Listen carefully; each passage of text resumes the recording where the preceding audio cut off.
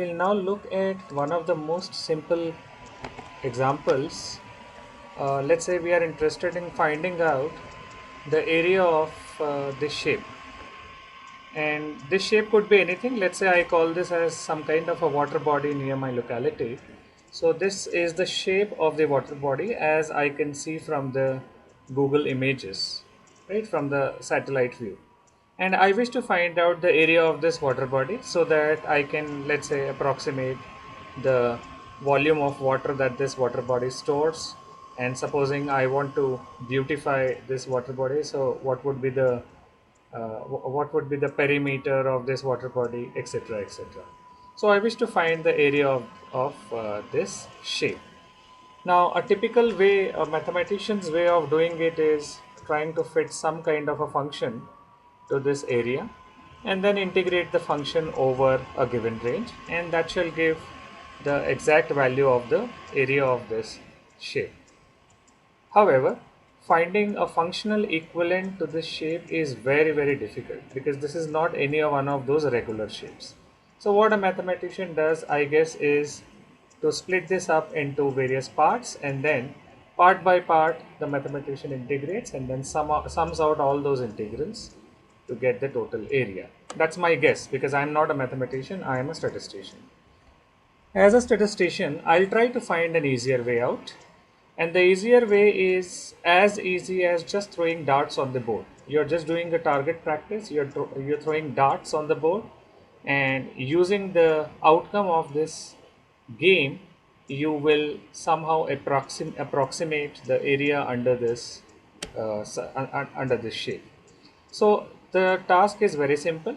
All I need to do now is I am creating an x-axis and y-axis to this shape, and I can always measure the maximum distance of the shape from the origin on the x-axis and y-axis. Let's say these are the marks that I have made, which are the maximum x and y axis coordinates of this shape. That means no portion of this shape goes beyond this line on the x-axis and beyond this line on the y-axis. Then what I do is I measure these dimensions. So let's say it is 0 to 3.6 kilometers on the x-axis, 0 to 2.1 kilometers on the y-axis. I enclose this shape completely inside a rectangle.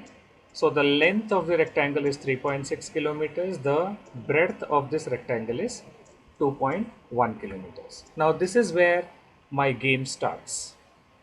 So I give this image, I make a, I take a printout of this image, a huge printout, place it on the wall in front of me, and ask a few of my friends to play dart game on this.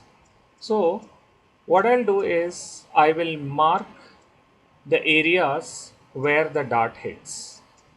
Let's say this is the area. Now I have used three colors here.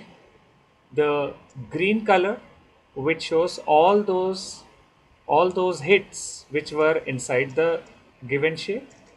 The red colored ones, which shows all those hits which were outside the given shape but within the rectangle, and the orange colored hits, which shows all those hits which were neither within the shape nor inside the rectangle. So using these hits, I will try and calculate the area of this shape. And how do I do that? I notice that the area, the number of hits within this shape divided by the total number of hits within this rectangular portion. I find out this ratio and I say that the ratio is equivalent to the area of this shape divided by the area of this rectangle. Sounds reasonable? If it is not exact, then this can be an approximate relationship. And for our convenience, I will ignore all these orange hits which were outside the rectangle, considering that they are nowhere in recurring for our statistical purposes. So this is what I was speaking about. Number of points inside the required region divided by total number of points. Area of the required region divided by area of rectangle. Now if you remember certain theorems that you had done in your schooling, something like basic proportionality theorem, etc., etc. So I vaguely remember that those theorems also spoke about such ratios of the areas. Right? So basically, we are interested in number of green dots divided by the total number of dots. Remember that we have ignored the orange colored dots, equals area of required region and this. Now this is something that we know. This is something that we know. This is something that we know. This is what we are interested in knowing. Substituting 19 dots, 19 green dots, 30 are the total of green and red dots. The area of the rectangle is given by length into breadth. So I have these three quantities, and on using the relationship, the area of the required region is 4.788 kilometers square. Now this is a typical example of your finding out area of any required regular or irregular shape without actually going into deep mathematics. So what I have done here is, when I am talking about these dots, I am basically asking you to generate random numbers, a pair of random numbers, because this is a Cartesian coordinate system. So I have an x-axis, I have a y-axis. So every point here is governed by the corresponding x coordinate and the y coordinate. So I generate the x random number between 0 and 3.6. I generate the y random number between 0 and 2.1, and corresponding to these Cartesian coordinates, I plot that point anywhere on this graph. And then visually I look at whether these points are within the required shape or whether they are outside the required shape. Now these orange dots are something which are completely off the target, and therefore we can conveniently ignore them. In reality, there will be very few which will be completely off the target. So if there's a wall facing you, and if you're asked to if you're asked to hit a point on the wall or hit on the wall, it will be almost impossible for you to hit anywhere except for that wall. So therefore, the chances that these orange dots occur in reality are very, very rare. Okay? So let's try implementing them using your R programming, and it's a very simple way in which we can do that. I'll write the script here. So I'll first of all want to draw the image, which is that irregular shape. So I would sorry for this. So I would basically call the library, the PNG library.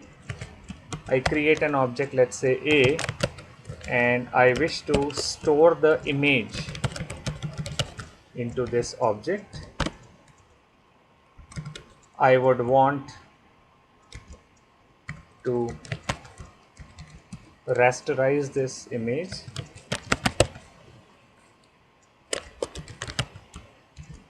The image is stored in the object A, and I want the image to be stored in the region x-axis lower limit is 0, x-axis upper limit is 3.6, that's what we noticed. Y-axis lower limit is 0 again.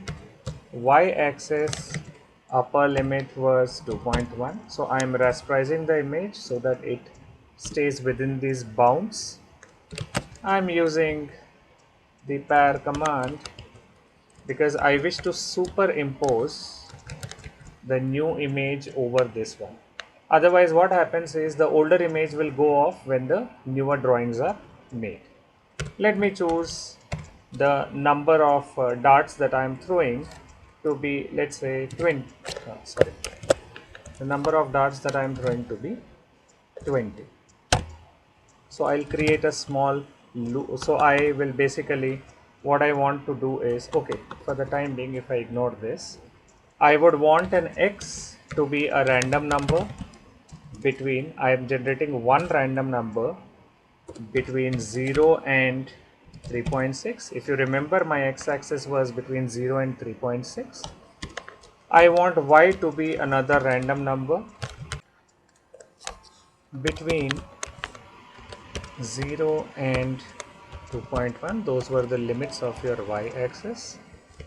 I now plot these Cartesian coordinates where the x-axis has limits 0 to 3.6, y-axis has the limits 0 to 2.1.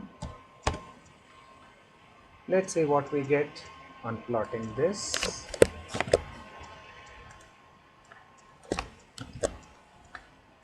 And choose this image. That's your plot. That's your plot.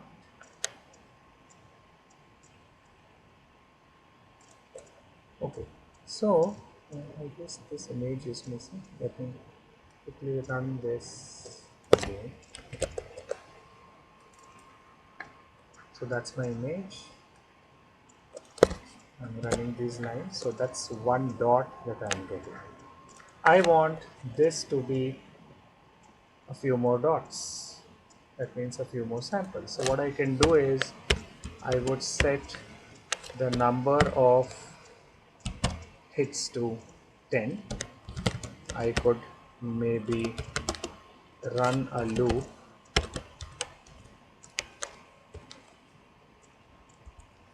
all these. I could run a loop 10 times, and so that the plots are not overwritten, I could use this command. Let's see what we get if I run these. There you go. Look at the number of dots. You can count how many dots are inside this region and how many. Every time I run this, my dots would be different because they are all random numbers. See, I'm running this again, I'm running this again. So my dots are different, right?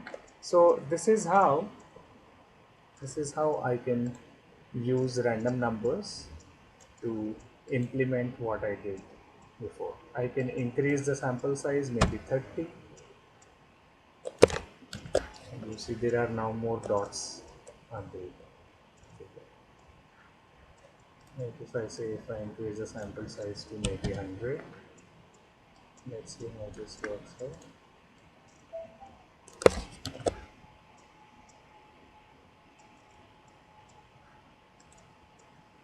There you go. N is 100. So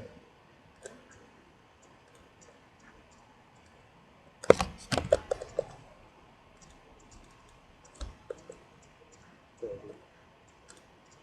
Okay, the image is missing.